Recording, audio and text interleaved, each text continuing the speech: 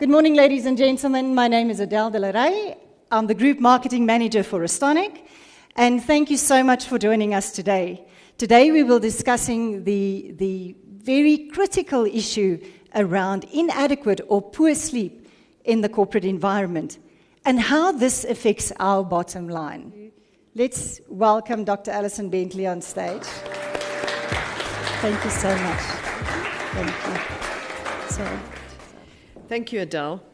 Yeah, I think it's, obviously I have a much more clinical bent. That's my thing. I see patients with sleep disorders. I talk to doctors about patients who have sleep disorders. But when it comes to the workplace and actually in companies, is it an important thing for you to focus on? What generally tends to happen is that the companies go, that's a medical problem, right? Well, that's the medical aids problem. Like, it's their cost. Okay, it's not our cost. So today's talk, what I've tried to do is find some data as to, is it an actual cost to company if people are not sleeping properly? So that's what I'm talking through. Adele's going, it's a deep dive. A deep dive, you're here till dinner. Okay, so we're not doing a deep dive.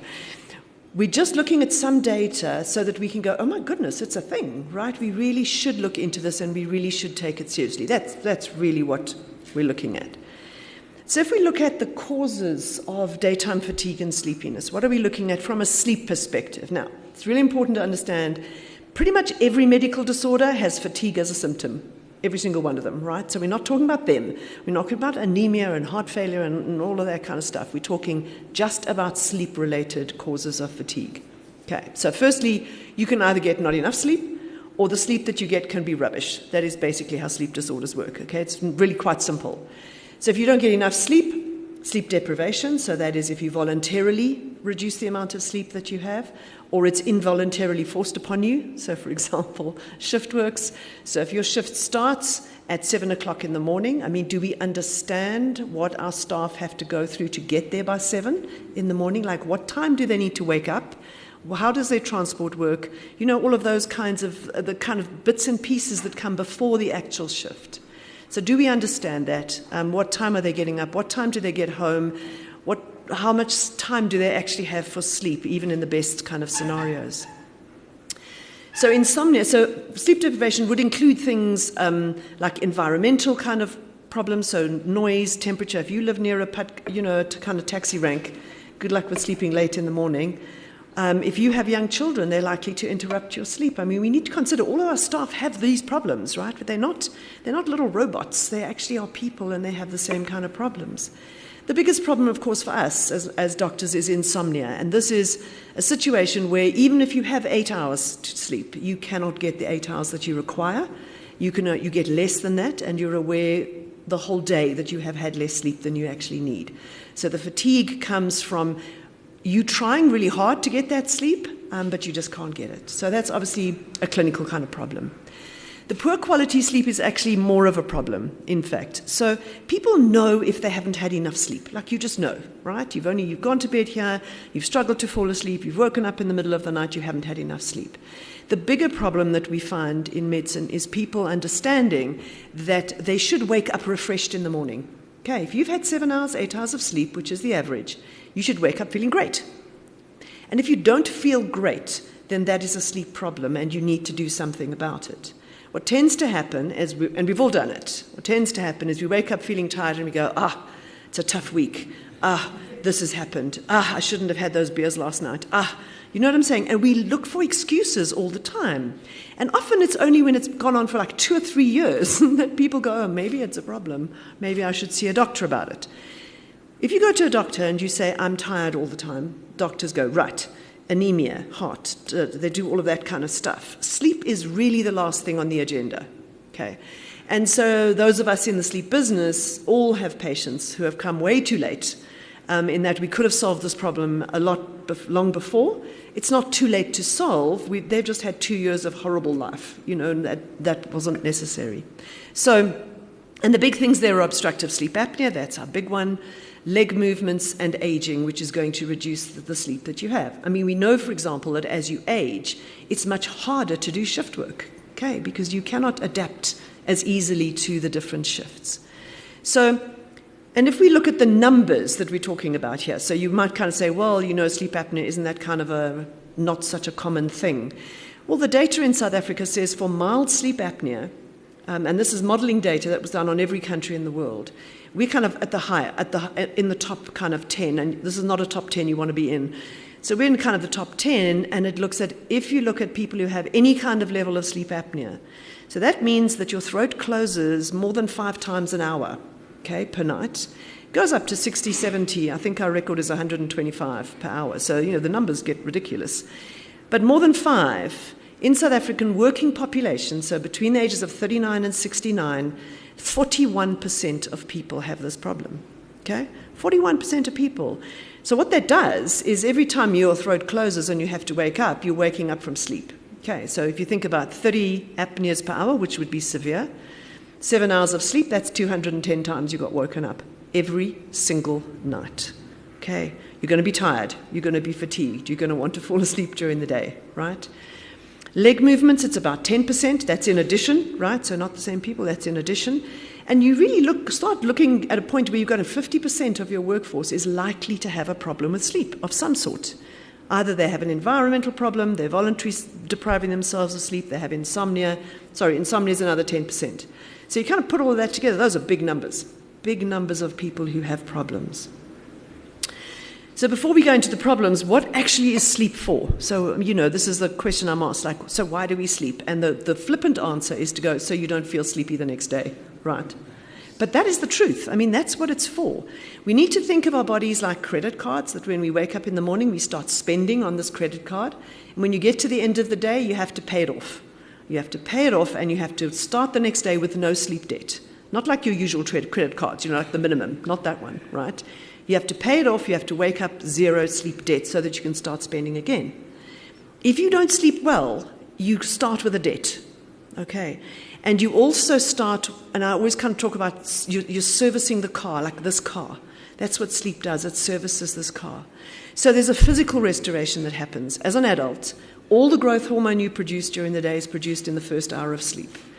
And then during sleep, all of the kind of growth happens. All of these other compounds get produced, and the growth, and it's not much growth in us, except maybe sideways, but it's not much growth, but it's repair.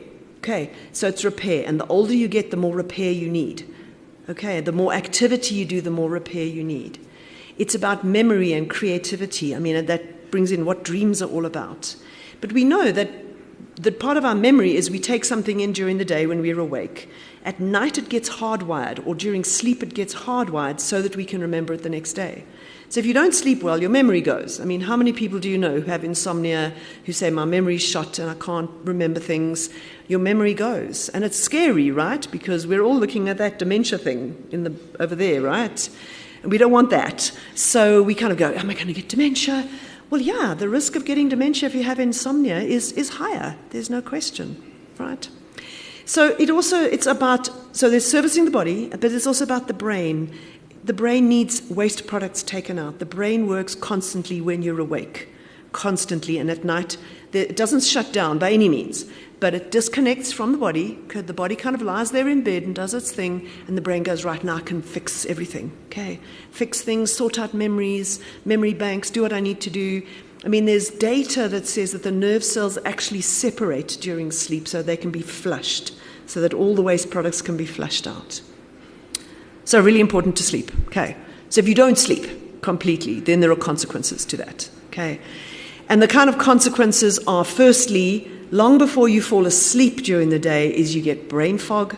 Does any of this ring a bell? Brain fog, poor concentration, poor memory, reduced executive functions. And those executive functions, if I look at this audience, are kind of what you get paid for, right? Okay? That's what you get paid for. So thinking innovatively, knowing where you are in a sequence. How many of you have been tired, driven from one place to another, a route that you know quite well, driven from one, got there and went, I have no idea what happened on the way. Okay? That's what the brain does when it's asleep. It goes, focus on the task. Okay, do not think about anything else. And that's great, it kept you alive on the trip. But when you're working, you don't want that kind of thing. You want to be able to think, like, what do we do? How do we plan this? How do we do this? Oh, here's a thing we can do. That's what gets lost first. And it's really difficult to measure in the workplace, okay, that kind of thing. But it's kind of called presenteeism, right? So presentism, I'm present, but I'm not really functional. Okay, how many of you had days like that? We've all had days where we sat there and go, maybe there's something important on Twitter, okay, like that I need to know right now. Does that make sense? Like I don't have that capacity for hard work right now. And that's a problem. But longer than that, so if there is reduced sleep for any reason or poor sleep for any reason, longer than that, there are long-term consequences. And those are medical. And that's where companies kind of go, yeah, but those are medical. And I go, yeah, but how do you see a doctor? Oh, you take time off work. That's what you do, right. What happens when you're sick? You go to hospital. What does that mean? You're not at work. Does that make sense? So if you take that extra step and go, yes, they have more medical conditions, they're likely to get sicker faster, i.e. earlier in life. So those diseases that are due to come in the 70s now start happening in the 60s or the 50s. So they happen a lot earlier, okay? Now you have workers with diseases. They are sicker. They're going to take more medication. How does the medication affect their productivity? I don't know. Depends on the medication, right? But if you're on an antidepressant, for example, it can take 3 to 6 months to get the antidepressant right. And for those 3 to 6 months, you might have somebody working at lower productivity levels because they've got side effects from the medication. So, again, if we talk about too little sleep, just to go through a few of the consequences. So long working hours, very early beginnings. When we talk about insomnia, there's many causes. I mean, there's literally hundreds of causes of insomnia. And that affects about 10% of the population, that is chronic insomnia. Something like 20% of the population has insomnia for a couple of nights a year. So like you're going to have some bad nights, right? 10% are likely to have chronic insomnia. That means at least 3 nights a week for more than 3 months, and that's compromising function. There's lots of emotional distress with insomnia. So sleep deprivation reduces the amount of you sleep. When you have insomnia, you get upset. Okay, there's an extra kind of component to it, so people get extremely distressed. And then they have poor productivity and absenteeism. So we know that there's an increased risk of absenteeism. So let's look at some data. So this is Australia. This data was done in Australia in 2017, and it looked at sickness absenteeism. So how many people were absent for being sick? And so in 551 working adults, they looked 27 of participants, 27% had taken sick leave. You were 2.5 times more likely to take sick leave if you had insomnia. You were 9 times more likely to take sick leave if you had sleep apnea. You were 3 times more likely to take sick leave if you were using a sleep aid, so for example, medication. And you were 3 times more likely to take sick leave if you were sleepy during the day. So sick leave costs corporates money. Okay, these are people who are not there for the day, therefore they are not creating wealth, they're not productive. So sleep disorders, whether it's insomnia, whether it's sleep apnea, increase the risk of sick leave and therefore increase workplace costs. Another study in the USA in 2016 looked at the workplace effects of insomnia. So they estimated that these are the costs to company of people who have insomnia within the workplace. And so they said that 15% of the costs, so this is excluding medical costs, this is excluding medical aid or anything like that, this is just about the work. 15% of the costs came from days missed from work. But 76% of the costs came from lost workplace productivity. If you're working at 60%, then it's 40% loss of income that day. Okay, per day, every day. The healthcare costs are carried by the medical insurance or their employees, so that's not really a workplace cost. But insomnia-related costs, they say that 90% of these costs that they were accessing are actually carried by the employer. So let's look at the costs. So they said absenteeism, on average, per employee with insomnia, costs about $405 per 6 months, per employee. Presentism, i.e. I'm there but I'm not actually working, right? And you don't know, okay? You have people sitting in cubicles, you don't know how much they're working actually. But about $2,000 per year. This is another group. So this is 2011 data. So they combined data, so what we call a meta-analysis, pulled in data from all kinds of different studies and go, what does it look like if we put it all together? And a disproportion of the amount of expenses in the workplace was actually due to accidents and errors. And 23% of all costs of all accidents were done with people who had insomnia. So insomnia increases your risks of accidents, okay, which is a cost, right? It can be a direct cost, and it can be a cost in injury. So if you do the numbers, let's just pretend we have some numbers. So per employee with insomnia, so per employee per year, it's about $405 per 6 months. It's about $2,000 in being present but not being working, which is a total of about $3,000 per employee per year with insomnia. It's about 54,000 Rand. Okay? Now that doesn't sound like a lot, but if 10% of your employees have insomnia, that starts to add up, right? So let's say for every 100 employees that you have, 10 are going to have insomnia. So that's R500,000 Rand for every 100 employees that you have. And we know that there are a lot of costs, there are a lot of employers with thousands of employees. Okay? So that starts to really add up into the millions. If you have 1,000 employees, you're talking about 5 million Rand you're losing per year that you don't even know about because patients have insomnia. We can have exactly the same conversation about sleep apnea, and it's going to be worse. So insomnia is the better one. Does that make sense? Insomnia is bad, but sleep apnea is going to be so much worse because the sleepiness and the fatigue and that kind of thing is really profound. Again, some other Australian data talking about inadequate sleep. So this is not necessarily insomnia, but they did a survey, a national survey, and they talked about inadequate sleep. And they estimated that it cost the Australian economy 45 billion Australian dollars a year. Those are massive numbers now. Okay? The total financial burden was 17.9 billion, which is 1.5% of the Australian GDP. So when you start actually stacking up these numbers, they really produce big impacts. Productivity losses of 12 billion, 5 billion is reduced employment, 1.7 billion, that's clearly missing, I don't know what I was going to say about that.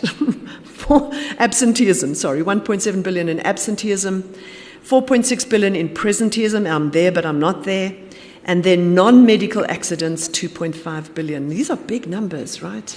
Big numbers. Now, Australian population is half ours. Okay, so you just kind of increase increase the numbers every time you increase the population. Okay, so these are very big numbers. And it's becoming an interest in the literature. Now, a lot of the research is done within companies, and then I reckon that they're so horrified at the results they don't want anyone to see them, okay? I mean, we've tried to do research in companies, and they kind of go, you can't publish this, like you can't publish it. And we go, you have to publish it. And they go, no, you can't. Okay, because it's going to make us look bad, all right? And I'm going, yeah, no, I see that it will. But so things like sleep deficit, the performance killer, why sleep is a strategic resource, why healthy sleep is good for business, lack of sleep in the workplace, what the psychologist manager should know about sleep. So what do we know about sleep in the workplace is that most people don't know anything about it. Most occupational nurses don't know anything. They get no training on sleep. They don't know what the consequences are of poor sleep. Most doctors don't know anything about sleep. There is no official training in any medical school in this country on sleep. There is maybe 2 or 3 lectures, but when that is crammed into a lecture panel, which is like 30 a week, you can understand the impact that's going to have, right? They don't see it. There is no fully functioning sleep laboratory in any academic department in this country, not one. So doctors don't know about it, and it's not their fault, okay? They just didn't get trained on it. So doctors don't know about it. Psychologists don't know enough about it. So your workplace employee who's going to a doctor and saying, I'm tired during the day, I'm not coping at work, is going to get shunted into the medical kind of thing, and they're not going to get asked about their sleep. GPs don't have the time to do a full sleep assessment. Okay, they have 10, 15 minutes. I have regular patients, and I have colleagues that I talk to in the sleep field, and we go, how many of you talk to your patients, and then about half an hour in, they land this kind of statement, and you go, oh, that makes all the difference. Now I know what's going on. Half an hour later, okay, you need to actually treat these things properly. So it is starting to become important. It is difficult to get this research because it is difficult to know, like, what actually is poor sleep causing during the day specifically, and what is that when that happens, what is the cost to company directly. So poor quality sleep, let me just deal with that simply. So we're looking at sleep apnea, we're looking at leg movements. Patients sleep well, so that's the problem, is they say, I sleep. I fall asleep easily at 10 o'clock, I wake up at 6 o'clock, but then when I wake up, I feel like I've been hit by a bus. Okay, I feel awful, I feel like I haven't slept at all, but they clearly have. They're tired and sleepy during the day, and so what sleep apnea is really easy to find. You kind of go, do you snore? And they go, oh, hell yeah, snore like crazy, right? Nobody who snores doesn't know that they snore unless they are a hermit. Okay. Like, I have lots of patients, men patients, who say they snore, and I go, do you snore? And they say, yeah, my wife's been complaining for years. And I go, so why haven't you come sooner? And they go, oh no. So what happened was, I went on this fishing trip with my buddies. And when I woke up in the morning, they and the tent were there, okay? And I was just on the bank, like on the riverbank, like that. So apparently when the fishing buddies complain, and now it's a big thing, okay? Like when the wives complain, nah, it's just wives. You know, wives complain. That's what they do, right? Fishing buddies, different scenario. So what we believe is important is we've got to find these disorders, okay? Because you can fix, in some cases, you can fix, am I going to bed on time? Am I leaving enough time for sleep? Am I doing that? I can fix that. But you know what you can't fix? Poor quality sleep. Okay? Because your job as a sleeper is just to fall asleep. Like, you just fall asleep and then your brain must do its thing. Okay? You can't manipulate the amount of deep sleep you have and REM sleep you have. You can't manipulate that. Okay? And so if you have a Garmin or you have a Fitbit and your Garmin tells you that your body battery when you wake up in the morning is 40%, listen to that. Okay? It's not okay. Your body battery should be 70, 80%. So if you're not recharging, it's probable you have one of these kind of problems. So what we designed was a simple sleep disorder screening. So we have a questionnaire which is 3 pages long, very intensive, looks for every single sleep disorder, will give us really good information.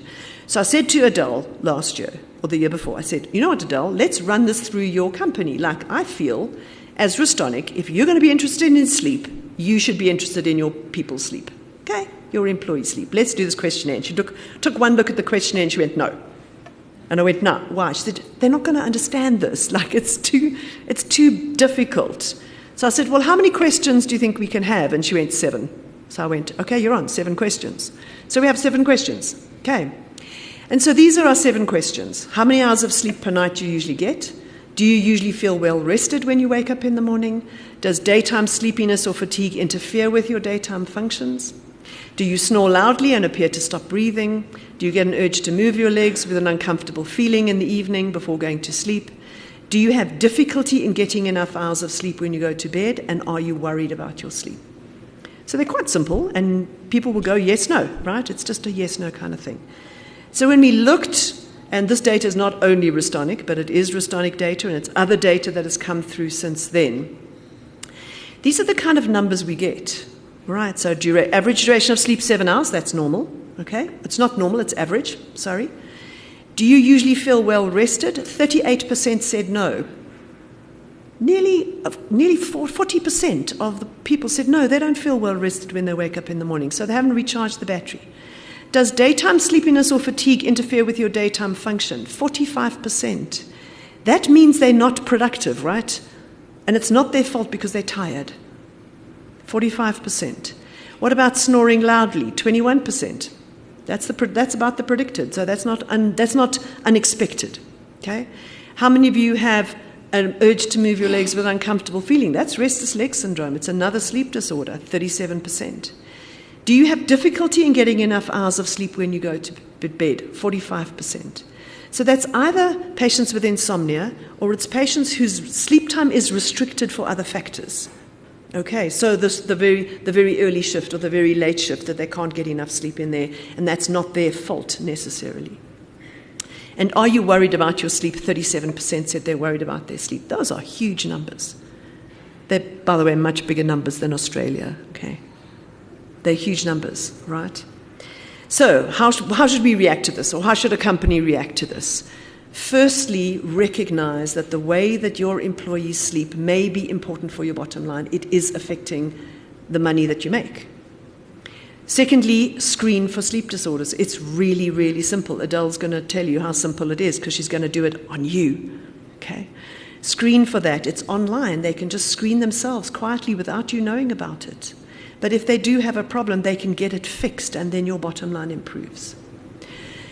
Educate about the need for prioritizing sleep. So when you hear people go, oh, I can get by on 4 hours a night, and you go, so what happens on the weekends? Oh, no, then I crash for like 12 hours a night. Well, clearly that's the problem, right? You shouldn't be sleeping like that. You shouldn't have, I'm sure many of you have studied, okay, and you've stayed awake late at night to study, okay, and I'm sure you've all had the feeling that you're going, I think I'm going backwards at this point, right? Because I'm so tired that I can't study, right? That's what people do. People are like that as well. If they just work long hours and long hours, eventually they slow down to such a degree that they're not moving forwards at all. They're there, and that's what presentism is. They're there, but they're not actually moving forward. And then allowing time for sleep. I mean, you've got to look at shift work. Is shift work absolutely necessary? What is the best way to run shift work? And trust me, I've done work with shift work. I know it's a nightmare. The unions get involved. It's a nightmare. It is tricky. But does your shift have to start that early in the morning? Is there a way that we can make it easier for people to nap during the shift? If they can, have a rest during a shift. There are all kinds of things that can be done. Point being is if it is costing you money, it is worth throwing money at. Okay, because then you actually make money at the end. To be sensitive to external forces and to the sensitivity to HR repercussions of falling asleep at work. And I think it's important to understand, as far as I'm aware, and I'm happy to be contradicted because I would be thrilled if this changed, but as far as I'm aware, if you fall asleep at work, it is considered negligence. Okay? So it's a verbal warning, written warning, fired, with no assessment as to whether you have a sleep disorder. Okay? If you have sleep apnea, you can't stay awake during the day. And so I get patients who come to see me and they go, Dr. Bentley, you have to help me like now. And I'm going, wow, what's urgent now? I've fallen asleep at work and they say they're going to fire me. And I go, they are not going to fire you, trust me, okay? Because if anything comes up, you call me, I will be there for free, right? Because you clearly have a sleep disorder and we need to fix that. It is now a medical problem. So falling asleep at work is never considered to be a medical problem, right? It's considered you did not get yourself ready for this shift, okay? And that's your fault. I mean, I've been to court for train drivers who fell asleep while they were driving because their shifts were so badly planned that they had no time for work. And because their shifts suddenly extend at a moment's notice because they drive to Potchefstroom and they wait for the train to come in from Potchefstroom to drive back, and that is 5 hours delayed. That shift just went 5 hours extra. Okay. They've nowhere to sleep, they've nowhere to rest, they just got to wait. And so that 8-hour shift has just become a 13-hour shift. The next shift still starts at the same time. Okay, so they've lost that many hours of sleep in the middle. So we need to be sensitive to that if they fall asleep at work, there needs to be a conversation and there needs to be an assessment. They must have assessment and they may not be negligent. Okay, so that's the issue. So that's my that's my little rant about the labour law and sleep at work, okay, because it could be a sleep disorder. So I think now I hand over to Adele to show you how the assessment works. Right. You always say this is not a deep dive. I'm sorry to break this to you, but for us, this is a deep dive. Okay. I don't know how you guys feel, but I always learn something from you. But you understand, I have 6 lectures on sleep apnea and 6 hour-long lectures on insomnia. This is not a deep dive for me. Perfect. Dr. Bentley, Thank you so much for that. Thank you.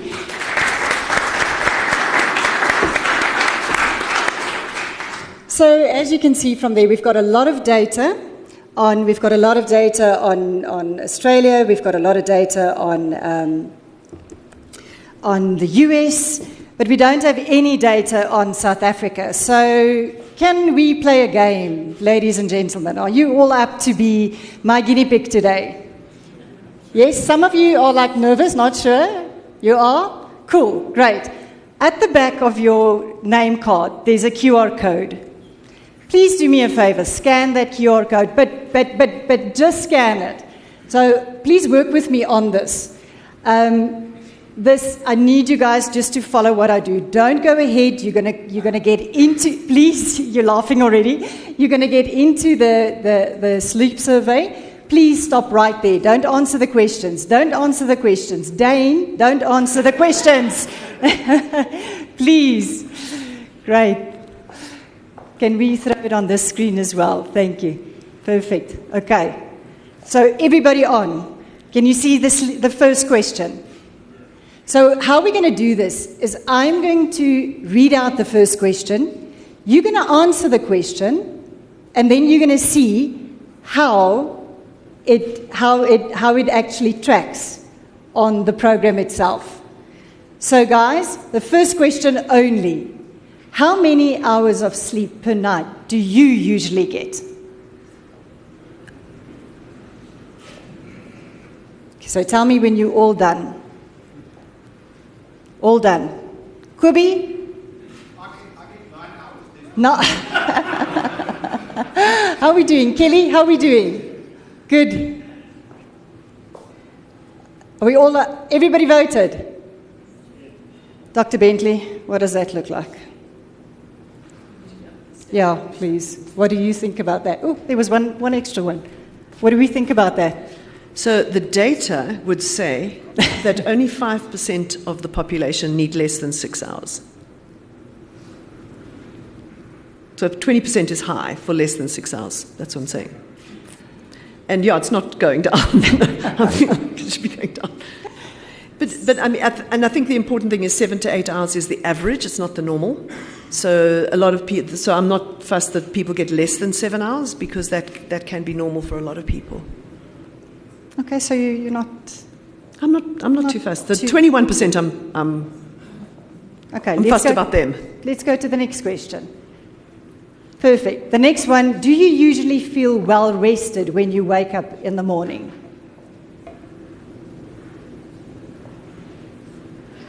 And tell us when you're done. Geez, you guys are so quiet. This is supposed to be fun. Pamelo, how are thinking. you? Good to see you. They're thinking. Ooh, some people don't know. What does I don't know mean? Who said I don't know? Who's that? Debbie?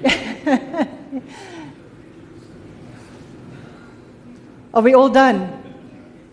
Geez, those numbers are moving. I don't know why. Great. Let's go to the next one. Does daytime sleepiness or fatigue interfere in your daytime functions? Oh, there was one that was a definite no. All done? No. Are you done, JJ? Not? Are you guys deciding? Wally? Done. Garon? Dr. Bentley. Oh, you see, look at that 41% that says fatigue. And I mean, it's going to hit you particularly after lunch. I mean, that's where it's going to hit you, right? So that's a natural dip. Everybody has that. And the whole siesta kind of culture in the Mediterranean banks on that. So in the Mediterranean, Greece, Italy, those kind of places, they would go to sleep at 2 o'clock in the afternoon for 2-3 hours, then wake up, and the whole afternoon is then shifted and then go to bed at midnight. So it's based on that. Now, what you should have is you should just have a little brain fog. That's all you should have, okay, at that time. So a little kind of go, maybe I shouldn't start that article. Maybe I shouldn't start this now because I'm going to struggle. Maybe I'll just delete emails, okay. But if you have a catastrophic dip, like it just plunges and you kind of go, I cannot keep my eyes open, that's a problem. Does that make sense? So you can have a little dip, but you can't have a dip where you go, I'm falling asleep sitting here, and particularly not in board meetings or, in my case, in front of patients. It's never a good idea.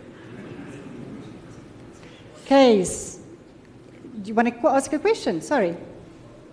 Kubi? Because I know the snoring is your section, so maybe I thought that's why you spoke up. So, the super snorer. So, do you snore loudly and appear to be stopped breathing during your sleep? So now this might be a little bit confusing. So I'm going to ask Dr. Bentley just to explain this question, because there's a lot in this question. So this usually comes from the bed partner, okay, who will say, you snore, yeah, you snore. And you know what? It sounds like sometimes your snoring stops, and then suddenly there's a jerk awake. Does that make sense? So it kind of goes, and then it goes, how long can I hold this suspense before I go, okay, that thing at the end, that's an apnea. That's what an apnea sounds like. So it appeared to stop breathing, because you don't actually stop breathing, but because you don't move air, you're not snoring. Understand, snoring, your face becomes a vuvuzela when you are snoring. Okay, that's all that happens there. And if you don't move air, you can't make a noise. So that's what the apneas are about. Does that make sense? Okay. So let's answer. So, Have you answered? Sunil, you're very quiet. But you're in good company, apparently. But you're in good company. 26%. Everybody answered. Great. Let's go to the next question. Do you get an urge to move your legs with an uncomfortable feeling in the evening before going to sleep? Again, I'm going to ask Dr. Bentley just to clarify this and just to give you a little bit of background on this, because this itself is a difficult one. Okay. So this is restless leg syndrome, and it is literally that. It is diagnosed on history, and there's 4 questions. And the questions are, do you get an urge to move your legs with an uncomfortable sensation, often with an uncomfortable sensation, mainly at night or only at night, only at rest, and it's relieved partially while moving. So when you move your legs, they feel better.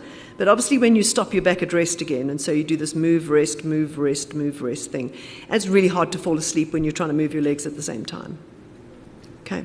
And honestly, people, when I have patients, and it's a question I ask every single patient of mine, so when I ask them, they either go, no, or else they go, yeah, I think I do have that. And obviously, I see a lot of them because they have sleep disorders and they're often badly managed. So 28%. There we go.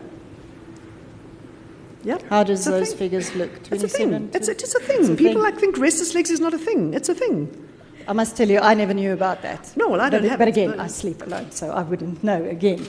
But restless leg syndrome is something that's becoming very, very talked about in the sleep circles. And I think to me, that was completely new. Yeah, and I think importantly is that people think that that's all it is. So once I can fall asleep, I'm fine. But actually what's driving the restless legs are these little electrical impulses coming from the spinal cord, and they carry on while you're asleep, and so they destroy the quality of your sleep. So often it's very difficult if patients struggle to fall asleep and then fall asleep. It's difficult for them at that point to go, was it a quality of sleep issue? Was it a reduced quantity issue? So it's usually both. And so it impacts on sleep quite profoundly. Perfect. Let's go to the next one. Do you have difficulty getting enough hours of sleep when you go to bed?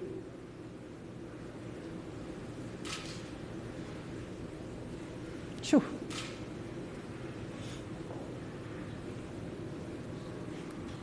Is there, I don't know. I'm worried about that, I don't know. All done. Lisa, are we good? No. Was that you? I don't know. Was that you? Dr. Bentley, what do you think? That's really high, right? 60% of you are saying that you have difficulty getting enough hours of sleep. And obviously there are a massive amount of reasons that could happen. But it could include the fact I don't have enough time, or I have to get up early, so, I mean, if I had to get up at 5:30 or 5 o'clock every morning, I would never get enough hours of sleep because I'm a night owl. And so I really can only fall asleep at about 11, 11:30. And so for me, my wake-up time is 7. So just waking up super early you're going to get difficulty getting enough hours of sleep. Does that make sense? So that will also do that. But insomnia, that's where insomnia fits in. It also fits in like work pressure. I just can't get enough hours of sleep because of the work pressure. So there's multiple reasons why that could happen, which may not be clinical insomnia. Okay. Perfect. So let's go to the last question. So the last question, are you worried about your sleep? And I think you need to take all of your previous answers in consultation when you answer this question. You may not have been worried about your sleep when we started the survey. That's what I was thinking, Alison. You may be hysterical right now. Are we all done? Good. Dr. Bentley. Yeah, so 40% are worried about your sleep. So my question is, what are you going to do about it? You need to go and see somebody. You need to go and read up about sleep. You need to do something, depending on the question that you answered, you need to do something. And I think what's really important and what we're trying to push is that very often people go to their doctors and say, I'm worried about my sleep. Doctor has 10 minutes to figure out what's wrong, which is not enough time. Okay? It is much better if you do a sleep screening like this. So when you do it online, if you answer the snoring and appear to stop breathing, it will go into a questionnaire called the Stop Bang, which has been validated. It's 8 questions, and they're just yes, no questions, that it's validated that if you score 5 out of 8, there's an 80% chance you have sleep apnea. Now, if you take that questionnaire to your doctor and you go, I think I have sleep apnea, that's a much more focused conversation. Does that make sense? Or I think I have insomnia, or I think I have restless legs. That's an easier buy-in, and you're more likely to get a good result. So that's why we're pushing the screening. Like, let's do that screening thing beforehand, so that if you think you have a sleep disorder, you can go to your doctor with a clear idea of what it is. Okay. Generally, patients who have insomnia go to their doctor and go, please, could you give me something to help me sleep? It's that conversation. So doctors go, okay, like, what have you tried before? What would you like to do? They don't go and say, doctor, please, would you help me figure out what's wrong with my sleep? That's a different question that you give to a doctor, right? You get a different response. Doctors will usually go, will look at you and go, okay. In the background, they're going, I'm worried, I don't know what to do. We don't have time to do this. But that's their problem, okay? That's my problem, teach them what to do. Your problem is to go and tell them the problem so that they can focus on that and do something about it. Awesome. All sleep disorders are treatable. That's the important thing. I think the most important thing for us is that corporate screening, and that's what we're going to be chatting about now quickly. And I'll go on to the next slide. Thank you, Dr. Bentley. So as part of our World Sleep Day initiative, we are rolling out a corporate screening app. We've partnered with JJ from Iro Health and George from Health Docs. And this is a free sleep survey that you can now offer all corporates to fill in at their own time. It's not like this. It's a lot more in-depth. And as Dr. Bentley said, it's going to take you to the Epworth, or if needs be. But for us, that has been a huge game changer in the sleep industry. So what we would like to do is we would like to offer those corporate screenings to all your staff members. The sleep survey that is done on Life Data is a free platform that we're offering. But this platform it's a whole massive environment of all your medical information that is all in one place. So it's all your scripts, all your lab results, all your doctor's appointment. You can even go in. You can even gift a doctor's appointment to a friend. They have now just incorporated the home. Am I allowed to say about the home affairs? So they have now been dealing with home affairs as well, where home affairs would now be giving your unabridged birth certificate will be loaded onto the platform as well. So it becomes just a whole beautiful environment where you can keep all your medical information in. So you can see that is the platform, that's what it looks like. So typically what would happen is we would send your staff members a WhatsApp. On the WhatsApp, they just need to give us access. We need their ID number as a verifier. The ID number will be verified. It'll go into the sleep survey, and this is the app. This is the front end of the app, what it looks like. So once all of that data has been compiled, that will go directly to Dr. Alison Bentley. She will then do an analysis, and she'll get back to us and report back on who has a sleep disorder and who needs help and who needs attention. So for us this year, as part of our World Sleep Day initiative, we've decided to partner with one of our partners, Sleep Masters, and we will be offering all the corporates who fill in the sleep survey 10% discount on a selected Restonic bed when you purchase online at Sleep Masters. So please, if you want to, this offer is valid until the end of June. So if any of the corporates out there want to share this with their staff, please do so. We would love to get that data, get South Africa sleeping better, and getting our employees sleeping better, looking after our bottom line. So at this point, this is where we are at, and I just want to I have got someone from BASF that wants to share. Who is sharing, Wally? Mafirileni. Okay, so I'm just going to talk about maybe some of the initiatives that we have done at BASF because we could not really get the presentation. But what I wanted just to share with you today. Today is really an exciting time, not only that we are collaborating with Restonic for the very first time. So we have always been engaging with Restonic, hoping that one day we'll be able to collaborate. But unfortunately, in the previous time, we could not really get time. And today, at least, it's exciting that we managed to get a time so we can collaborate, yeah? Why is it important for us to collaborate within a company like Restonic? We as BASF, we're a chemical company. We produce the chemicals that are used to manufacture beds that you use at home. But being a responsible company, we have to make sure that we use the right chemicals. That's what we're going to share with you today. But what is also exciting for us today is that we're not only collaborating with Restonic, it's also an exciting milestone for us today because we have just launched our new strategy as BASF, where we're streamlining our processes. We want to be more efficient. We want to respond faster to our customers' needs. We want to collaborate more with customers to showcase this winning way. So today, at least, we're collaborating with Restonic here for the very first time. It's in line with our strategic objectives. You mentioned why sleep is strategic for us, because we really have an ambitious goal to really make sure that we bring this strategy to life, obviously, which incorporates many components. And of course, if your team is not sleeping well, you're definitely going to have a problem. What we have done at BASF over the past few years, we've always been introducing viscoelastic product, which is COSIPO, that is used for the bedding application, to our colleagues. And that has changed a lot of things in our people. You also mentioned, for example, that one of the gentlemen went for the fishing and the guys were complaining that he was snoring. And I have the same I want to mention to you. For example, if I travel with my wife, go to a hotel, hopefully I don't think they were using Restonic bed. She complains that I snore a lot.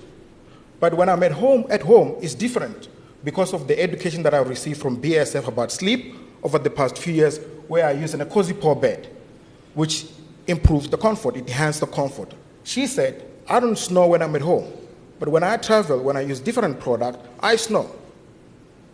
So that also tells us that if we're using the right product, it can also eliminate that. That's what we do at BASF. And we have to do it in a responsible way, and also to make sure that the product that we use, they're not harmful to the people, they're also good for the environment. That's what we do at BASF. I'm going to share with you that why do we have to keep our people more motivated and why a sleep deficit could be a performance killer. We want to show you how we excite our people at BASF to make sure that they're always productive all the time. So I'm going to play this second video, yeah?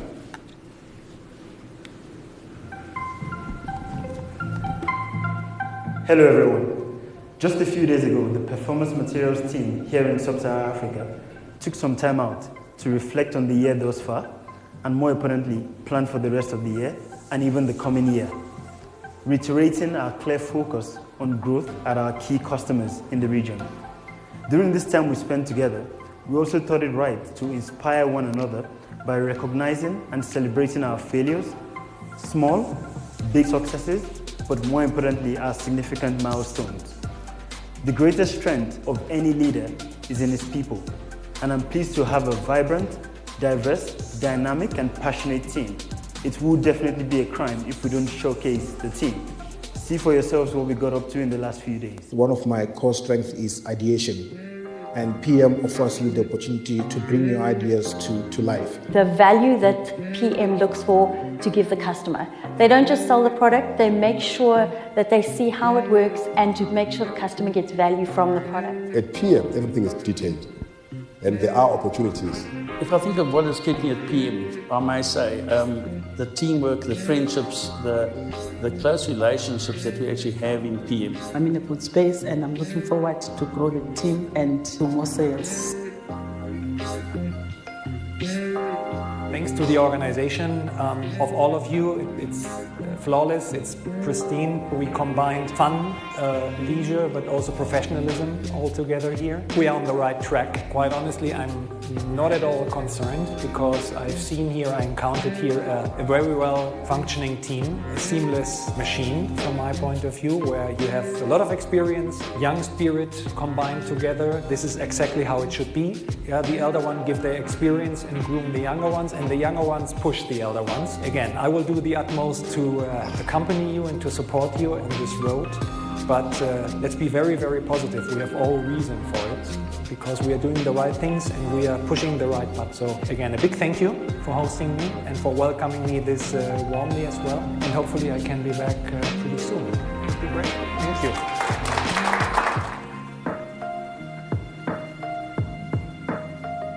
We started talking about focus, teamwork, and how we want to go forward. And in every part of this meeting that we've had, it has resonated across.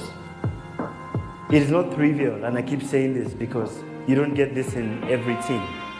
I think that I count myself as a fortunate leader of this team because you don't always have it this easy. And for that, again, I'm saying thank you for the dedication.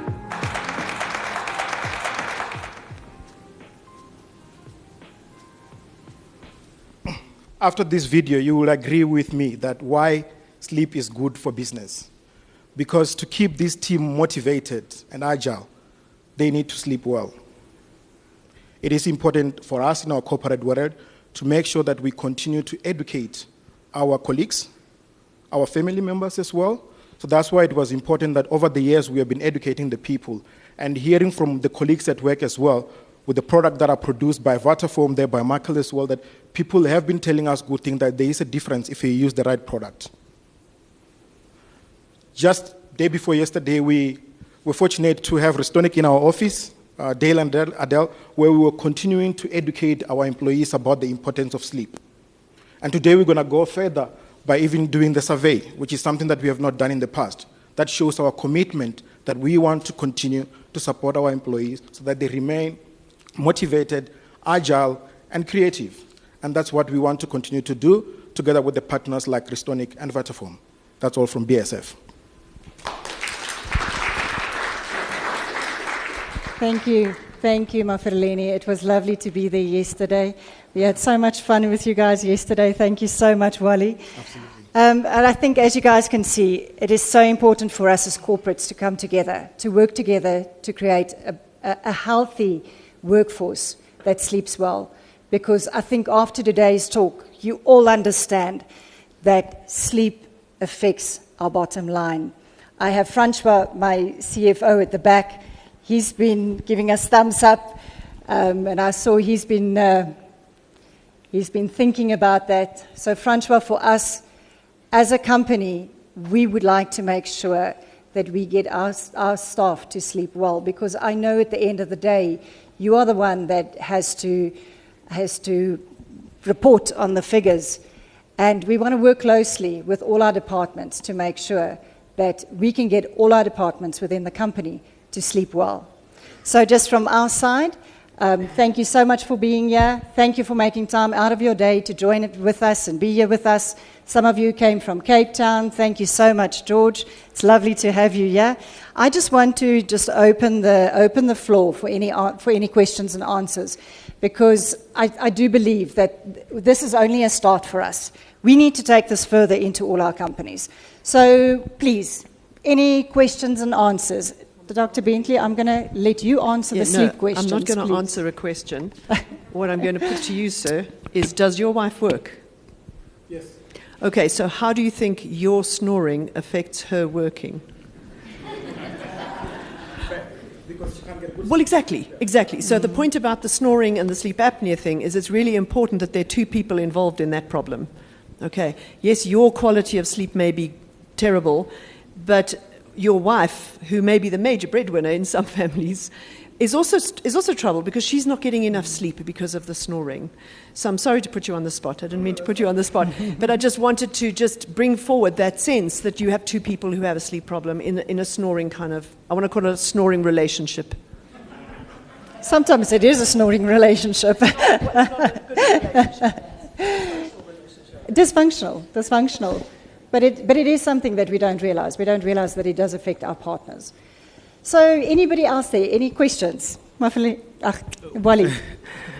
Maybe not a question, but just a very quick comment. I think, firstly, we had a very nice presentation that we were going to share today, and Mfraleni did a very good job off head, just delivering that presentation. I think that means that you had a good night's sleep yesterday. We're so sorry that we didn't. But I mean, he asked the question in the room just to say, do people know about BSF? And of course, the answer was generally no. So I think we'll find the time also to then send just an overview about BSF. But I think also maybe it was a good thing that maybe the presentation did not show, because I walked in here and I saw this on the chairs. And I started to say to myself that what if when we're delivering the presentation, we see people that start to put this on their faces, trying to fall asleep. But I think the maybe pretty much last comment that we're going to make on the slide is really showing some appreciation to you, Adele, to you, Dale, to Vusi, Lebo, Tatiana, and the rest of the team that participated on Wednesday with us. I think for the rest of the team here in Restonic, what's happening here today is not trivial. And as you can tell already from the video that played, trivial is one of the favorite languages of mine, or favorite words of mine, rather. And this is because I think that in life, generally, we take things for granted. BSF, and in a nutshell, the part of BSF that we are responsible for is called performance materials. Performance materials is simply what you call today polyurethanes and engineering plastics. Polyurethanes is that material that anything foam-like that you see today is made out of. So in your car seats, in your houses, your refrigerators, your beds, your pillows, the material that goes into production of those things is called, we call it the Cosipos systems, but it's generally polyurethanes. And that's what we supply the likes of Restonic and the likes of Vitafoam as well. I think that when you look at BSF and you look at Restonic, in our slide that we had, we said that we have a few things in common. And part of the things that we said we had in common was the fact that Dale mentioned in his presentation to us that, you have a very clear focus, which is to make people sleep better. Maybe I've rephrased it in a different way, but that was ideally what he was saying. For us at BSF as well, we put together what our new strategy is, which is called the Winning Ways, and it's really focusing on today our key customers and ensuring that we are the right partner and preferred partner for those key customers for their green transformation today. We realize that, BSF Restonic, that's one thing that we have in common. We have a clear focus. The second thing that we realize that we have in common is the fact that, the commitment to our people. Having this event here today, the event that we had, is really talking about, in the past 3 years, just the same way for you is 3 years as well, we have commiserated the World Sleep Day by bringing together our employees and enlightening them on the importance of good sleep. This year, the theme for the World Sleep Day is make sleep a priority, and that's why it's sort of a call to action, and that's why I'm glad that we've taken it a notch higher, because last year we tried to partner with Restonic to get things done. It was quite late. And this year we started discussions quite early with Adele, and I'm glad that we were able to achieve this, because this is really a call to action. But my real statement here is the fact that any organization that goes beyond enlightening its people to really taking a call to action to say, for my people, you need to understand the importance of sleep, giving us the opportunity with a sleep survey, bringing Dr. Allison here and saying, look, sleep is important. From personal experience, this is the Ramadan period. I have no problem, or I thought I had no problem with sleep prior to now. Yeah? But in the Ramadan period, you have to wake up early hours of the morning, do your prayers and whatnot. And I realized that today, by 2 o'clock, I'm exhausted. I can hardly think, I can hardly function. And then I say to the guys, I'm leaving the office, I'll do the rest from home. Yeah? Usually I'll work till late at night, but these days I've said, no, I'm not going to do it anymore because it's not productive. It then dawned in my mind that, there are people that are deprived of sleep every single day. How do they then do it? If I'm sleeping already, or I'm feeling asleep already at 2 p.m., it means that this is the same way they feel every day. And that's why it's a real problem. And that's why I'm glad that the likes of Restonic and BSF can really come together to enlighten the people, but go beyond enlightening the people to actually take action to ensure that the employees have a better sleep, because ultimately it affects not just the employee, but also the organization. And lastly, I think this is me, again, I've said it before, but it's thanking you Adele and Dale and the rest of the team for the opportunity to collaborate with you on this, and I hope that we do enjoy the rest of the day. Thank you. Thank you so much. Thank you, Ronnie. Thank you so much. Any questions? Any questions, guys? Mark. Thank you. This is for Dr. Bentley. Have you seen the impact of social media on sleep? And I'm talking about the addictive nature, potentially, of social media when scrolling at night, lying in bed, and possibly losing hours of sleep. And it might be that that's a controllable point, but the addictive side of it, I think, is less controllable. No, I think there's quite a bit of literature now on social media and just screens. So there's a double whammy when you look at social media. So there's certainly an impact on light in the eyes at night. And so in the old days, watching TV, the TV was over there, and there was a loss of light intensity by the time it got to you, and you generally sat in a dim room. And one of the big forces for falling asleep is melatonin, and melatonin needs dim light in order to start being produced. So that's the cue for the brain, like it's becoming nighttime.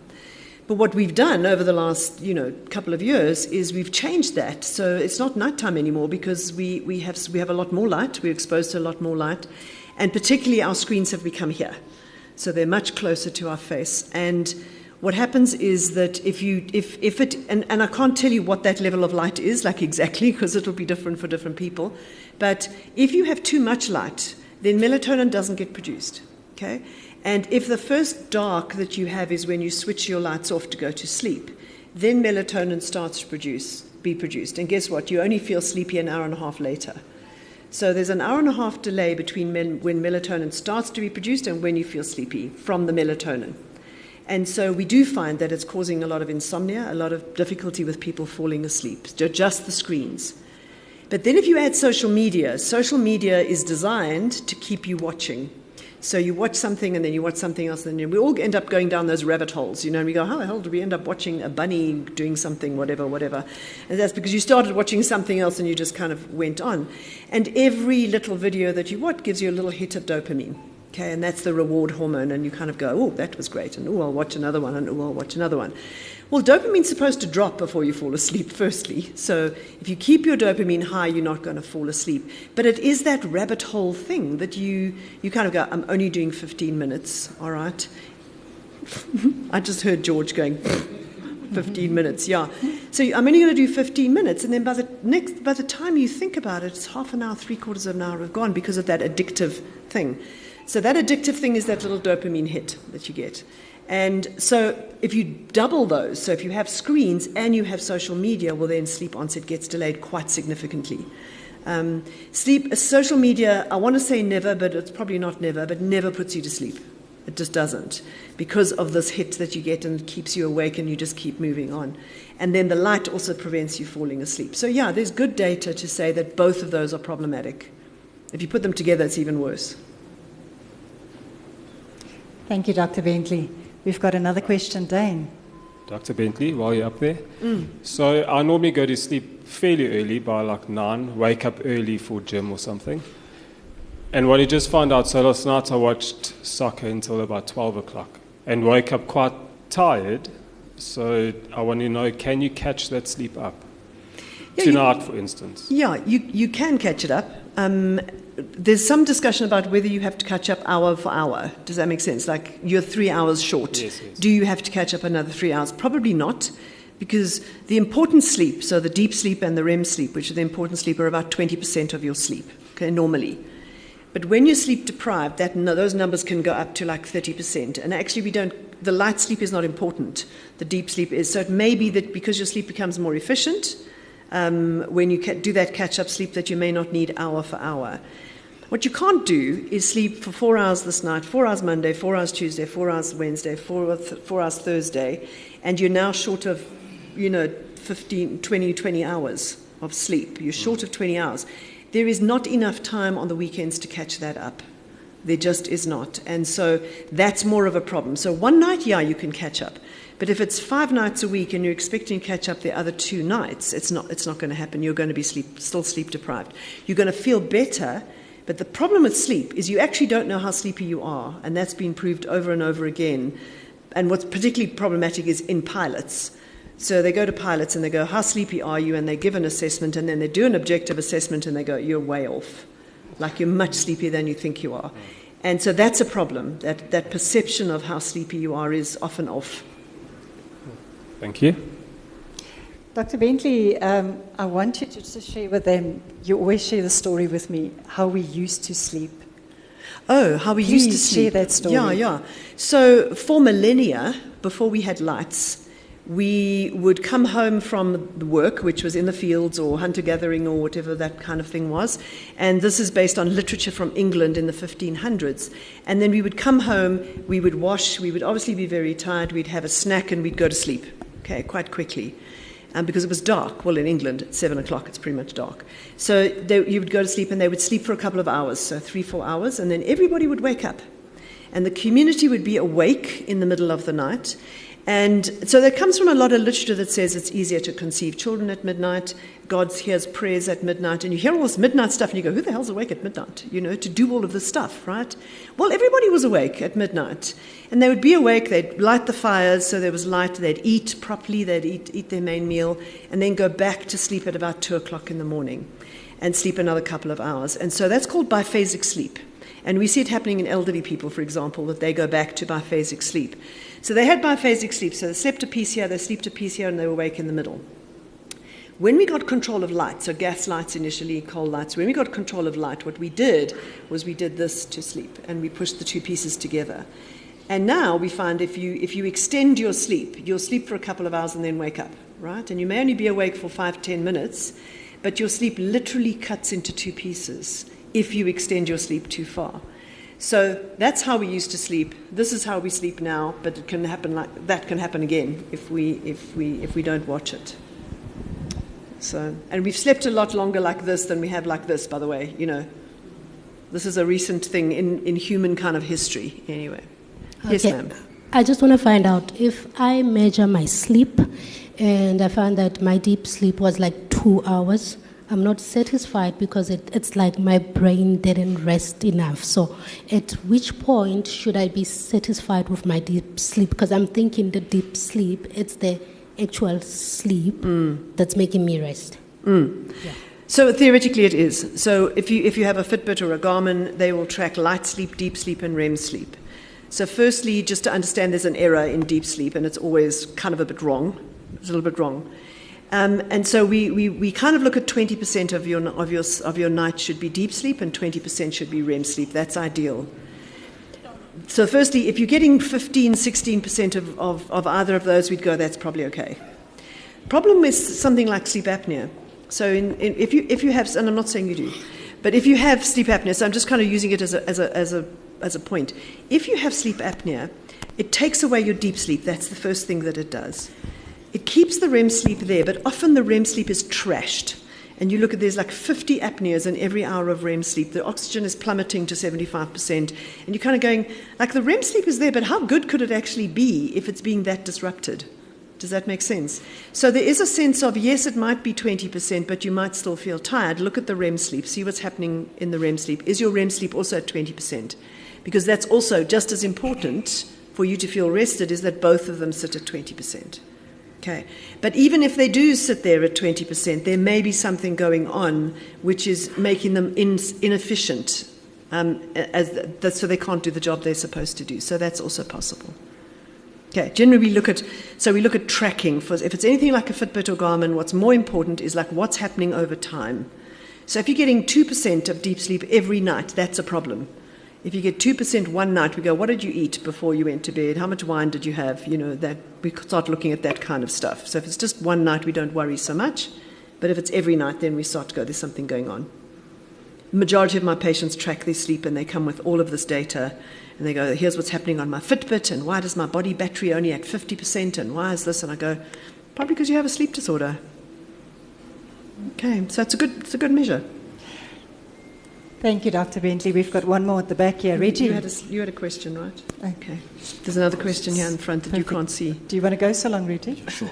Dr. Bentley, throughout your presentation, there are certain concerns personally for me. So I tend to sleep, I go to bed like at 8 o'clock, 9 o'clock, latest. But for me, I run out of sleep every morning at 5 o'clock. And this is throughout the year, even throughout our annual shutdown, December holidays, I'm up at 5 o'clock. So how do I overcome such? Because I think it is a concern. I should be waking up at 8 a.m. or 9 a.m., you know what I mean?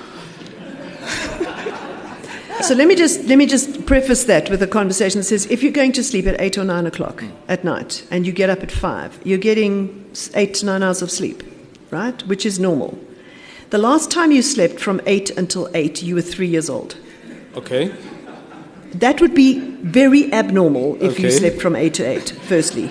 Okay. But in addition to that, I mean, even after boys' night out on a weekend, I get home at 11, 12, I'm up at 5 a.m. Yeah, because that's your alarm clock. You're a lark. You are a lark. So I don't need my phone for that. Like literally there are not enough alarms in the world to wake me up at 5 o'clock in the morning. Okay. So, I mean, I'm an owl and you're just a natural lark. And so you will wake up at 5. So my daughter is a natural lark as well. So when she lived at home on a Saturday morning, when I woke up, she had been up, gone to the gym for an hour, come back, showered, made a smoothie, and I was waking up. Okay. But then in the evening, at 9 o'clock, when I'm having this lack of conversation, she's going, I need to go to bed, like I'm tired. And I'm going, so the larks predictably are party poopers, okay? Like they're party poopers. They want to go to bed early, okay? But they're the gym people. So you know that whole thing on social media about the 5 a.m. club? I am never going to be a member of that club, ever. Okay, you are a natural member, and that's the problem with those kind of things, is they kind of go, you should be at the 5 a.m. club because it makes you productive. No, it does not for me. I wake up at 5 a.m., I am bailing at 8 o'clock at night because I'm so tired. Okay. Now me, I have dinner, 8 o'clock, 8:30. 8:30, I'm going, right, let's open the laptop, what can I do? Okay. JJ the next morning will go, why are you sending reports at 11 o'clock at night? All right. I'm going, that's when I'm awake. Okay, I'm watching not soccer, I'm not a soccer, rugby. I'm watching rugby, or I'm watching an episode on Netflix, or I'm watching something on TV, but I cannot watch TV and do nothing. So I sit and write reports at night. That's when I do them, because I'm awake, right? Then 11 o'clock I have to go, okay, go back, get into sleep mode, like how are you going to do this? Like I have to pull my brain back, because I can go till 1, 2 o'clock in the morning, no problem. And you can see it in different people. So at medical school, I was being told all the time, wake up at 4 o'clock and study. I woke up at 4, 5 past 4, 10 past 4, 15 minutes past 4, 20 past 4, and no, there's not a chance in hell I can study. But I can study till 2 in the morning. They can't. Okay, and that is just who you are. And I think people don't recognize there are genetic constraints that we have when it comes to our sleep, that we can't manipulate that early. So if you want to get through the 5 o'clock thing, you have to go to bed at midnight. I'll give it a try. In answer to your question, you have to go to bed at midnight so that it pushes through. Does that make sense? That your brain kind of goes, oh, I'm not finished. We have to go later. Thank you. We've got one more question. See, I can talk on that for an hour. Do you understand that? Yeah. Who's got the question? No, I was just wondering, can you actually get too much sleep, or is that now psychological? So you can't get too much sleep. I mean, as I said, your job is to fall asleep and your brain gets what it needs. But there is a sense when you catch up sleep. So if you are sleep deprived and you catch up and you go longer than your usual sleep, you wake up feeling awful. Like you go, like I usually sleep 8 hours, I've slept 10, I'll feel amazing, and you wake up and you go, I feel terrible. You feel better later on, but at the point of waking, you do feel worse. But that's not because you've got too much sleep. I mean, you have this genetic need, and so the brain will get it. Yeah. Thank you, Dr. Bentley. Okay. Thank you so much. Any other questions? We're going to... Dale. Yeah, not a question, just a comment and some words of thanks. Thank you to Adele and our dream team, Tatiana and Bianca, for putting this event together. Each year, they just go bigger and better, and I'm sure next year it's going to be even bigger. And a special thanks to all our partners in this room. There's lots of agencies that we work with here today to celebrate and recognize World Sleep Day with us. And without you guys, we can't educate the people out there on our social media platforms, and we appreciate you guys. And JJ and George, this corporate screening, we've been on a long road with this. It's almost 2 years of work behind the scenes. And I have no doubt that this is just the start, and it's how we're going to educate other corporates out there. And Dr. Alison Bentley and the Restonic Essentia Sleep Clinic, without you, we can't drive this Power of Sleep movement. So we are so thankful and blessed to have you. And World Sleep Day is a special day on the global calendar, but it's something that Restonic celebrate and recognize every day, not just on World Sleep Day.